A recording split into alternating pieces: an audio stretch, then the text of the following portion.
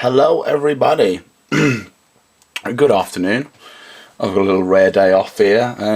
We're actually doing this in the daylight. Can you get your hat on? So welcome back.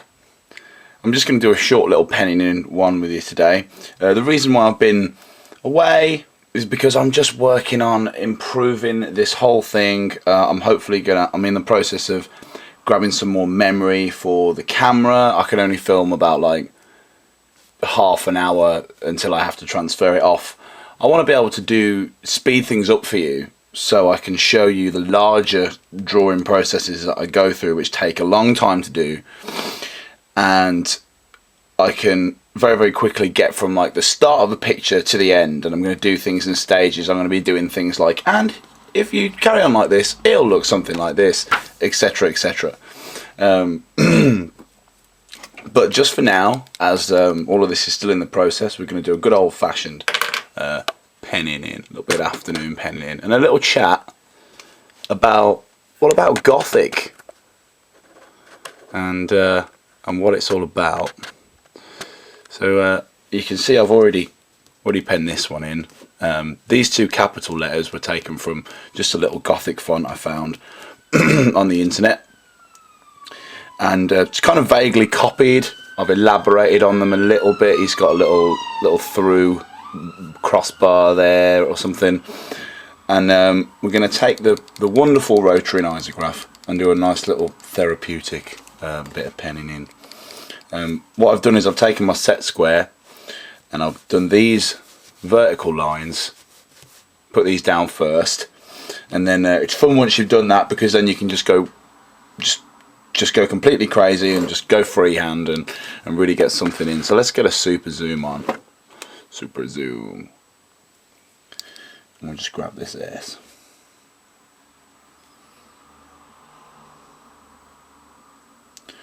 So I wanted to tell you a little story today about, and it's a little festival story, and it's something that a lot of my friends will have heard a ton of times.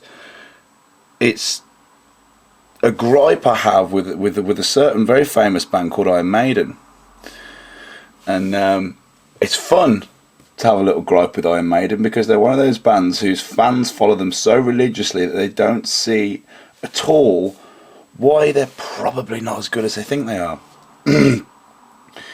Even though I respect them hugely as a band who have really held up their corner of the genre admirably over the years, they have certain habits involving hype that really get my back up sometimes. So what year was it now? I think it was download 2016, and it was a brown load, a total washout. First couple of days I actually got sunburnt. That's the Wednesday and the Thursday, which you'll all know are just sort of dick about days. We actually got sunburnt, and we were thinking, yeah, we're going to have a sunny download, it's going to be a great year, can't wait. And then it was about 1:30 in the afternoon on the Friday. Me and a friend of mine, Dan, are watching Baby Metal, and the heavens opened. And I didn't actually finish that pint ever, because when I got to the bottom of it, the glass would just fill back up again. So that was quite nice.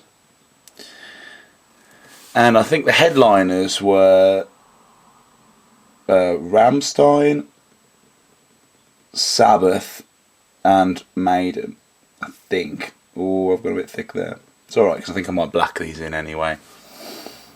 And bearing in mind, Sabbath are playing, okay? Sabbath, the fathers of heavy metal. The founding fathers, the legends. But all weekend, the only band that if you were an alien and you landed there, the only band that you would think were playing were Iron Maiden. Because you couldn't get away from them. It was like absolutely everywhere. Someone was going on about, absolutely everywhere. Some poster was going on about how Iron Maiden, Iron Maiden are playing on Sunday. Iron Maiden are playing on Sunday. Across the dot matrix signs that surrounded the festival, you had saying things like Ed Force One. They've got that private jet. Ed Force One landing in T minus, X, Y, Z. Anyone would think that like Jesus himself, Christ our Lord, was going to land on Sunday, and that really wound me up. Mainly because there were other bands there that I consider to be far superior to Maiden, who didn't get anywhere near the hype. And I can't help but wonder if this is actually Maiden's fault themselves. Like, I don't know how much of a hand they had in it. But the main gripe came when they actually came on the Sunday. Now, anyone who's been to Download... Oh, that's a nice spike there. Anyone who's been to Download will know that acts tend to clash. You have... but it's deliberate, and it took me a long time to realise why. Sorry, I'm just turning here. It took me a long time to realise why it's a good thing to have clashing acts. It's because it means that there's something for everyone going on all the time. So, for instance, on the Saturday night, if you didn't want to watch Sabbath, you could go over to the second stage and you could watch Jane's Addiction. If that was your kind of thing. Or you could fuck off somewhere else and watch somebody else, which is a good thing. It's good for everybody. And I've never seen a night at Download that isn't like that. You always have someone else to watch. And then the Sunday night rolls around and I'm thinking, oh God, I really can't be arsed with Maiden. And I think I should point out here that it's not that I don't like Iron Maiden. Like, some of their songs are absolutely great. But I am genuinely of the belief that they've written 19 albums of gallopy riffs, and really that's about it. I really don't think they've broken any particularly crazy ground in their career. But that doesn't mean they don't deserve respect as musicians. Okay, and I want you to understand that before I go on. But anyway, Sunday night rolls around and I'm thinking, right, I can't be arsed with Maiden. I'm going to go watch somebody else. I like these little teeth here. I'm going to go watch somebody else. Yeah? Can't wait. Can't wait to see who else is on. And I'm flicking through the programme and I get to the Sunday night and I realise, for the first time in my entire Download career, which at that time was 5 years long, there was nobody else on. There was nobody else on. Nobody. So guess what, guys? It was Maiden or nothing. Okay? You had to watch Maiden. You were stuck there with them.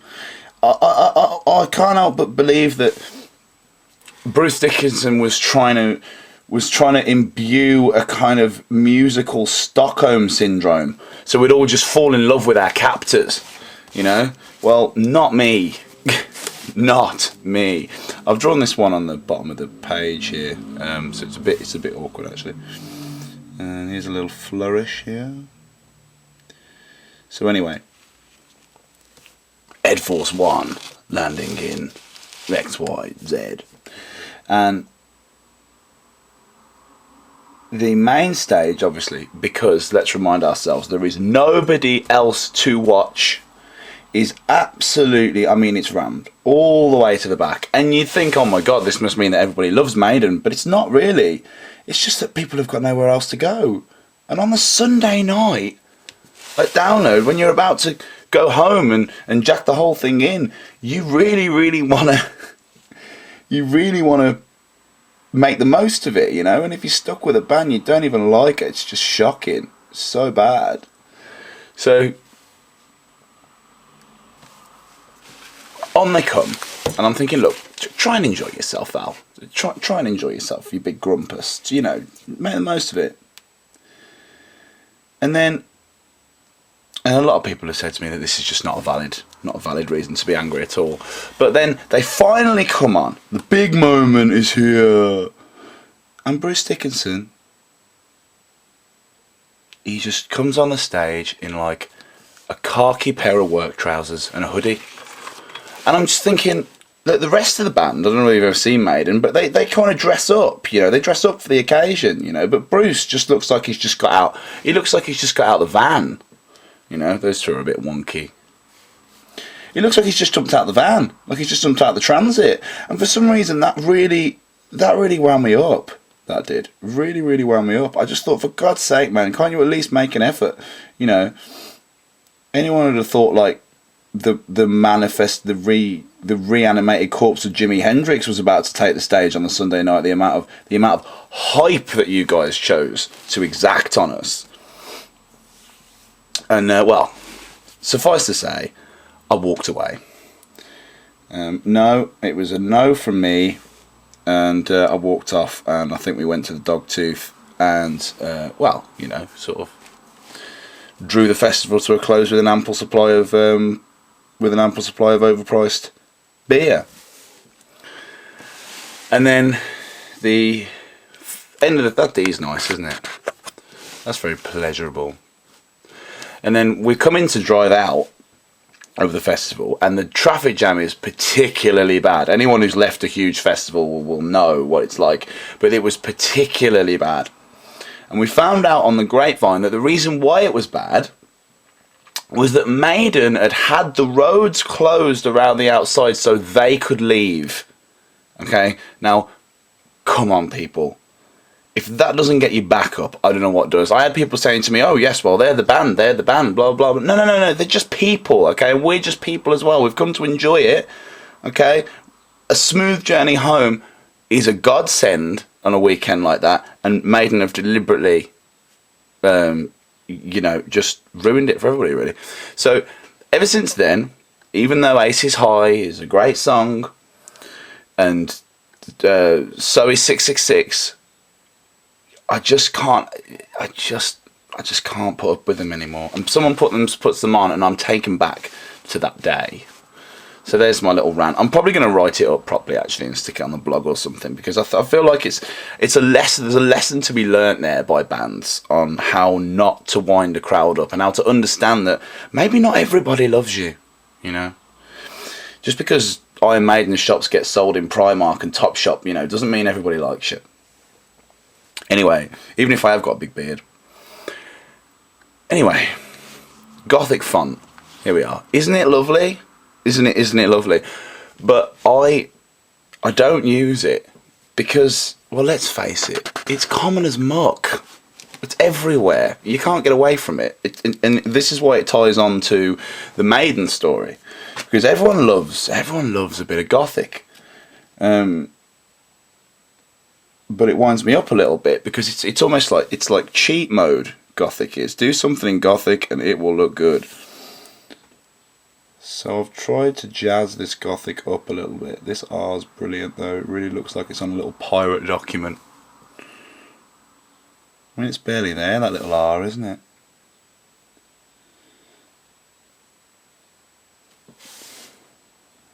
Got a little jawline. How are you doing there?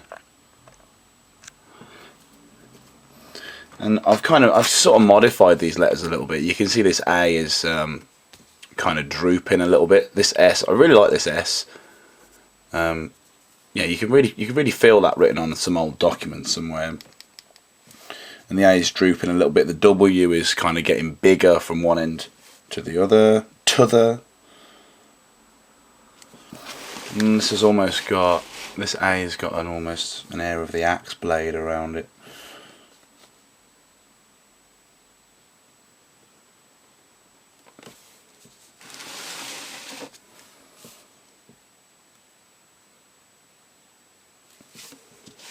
So I'm going to use this little video in the post-production. It's a little test run of a little speedy up, a little time lapse of sorts. Anyone who's watching me before will know that in one of my earliest videos I said, "Oh, I'm not going to do a time lapse," because they are common as muck. Every artist does them, don't they? But I realise there's a need if you're going to draw in an audience who aren't necessarily artwork nerds. They wanna see something happen from start to finish, and I've come to sympathise with this viewpoint. So I'm going to try and do it myself. As with any project. It's a learning curve, and hopefully we can all learn together. That's nice. Anyone caught the coronavirus yet? They've been saying, oh, if you get it, you should do a quarantine yourself. And I'm just thinking, God, yeah, quarantine myself, that sounds great. A little flourish, little flickery flourish here. Remember, as you're penning in, forget about your pen guide. Once your pen's down, just have a look at your pen. After that, we'll follow it.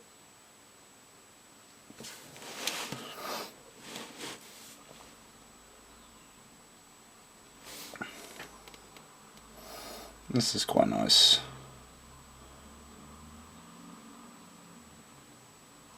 It is a bit of a discipline, Gothic.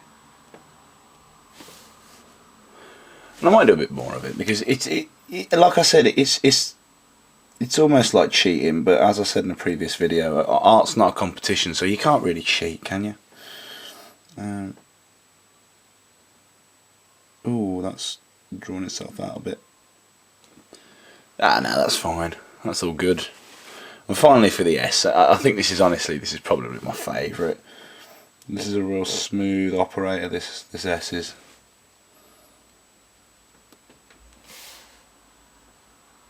So yeah, let me know what you think about my little rant. Really wound me up.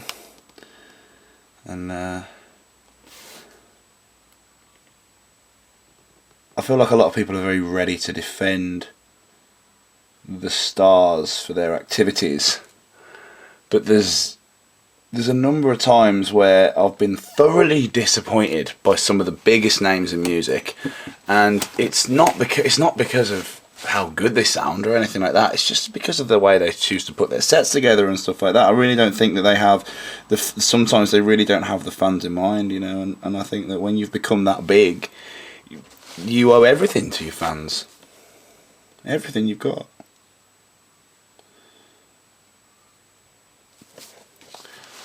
And then we'll do it upside down for the final. I'm going to do the one line first. How's your framing?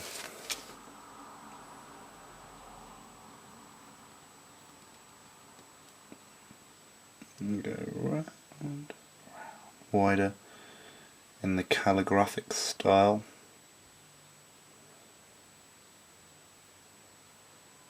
Oh, lovely. And there we go. I've got a nice little logo. Oh, and guys, don't start saying, oh my god, you should do tattoos, because if there's one thing that's common as much these days, it's definitely that. Thank you very much, everyone. And again, I'm sorry for the delay. Take care of yourselves. Take care of each other. It's jungle out there. You know, watch yourself.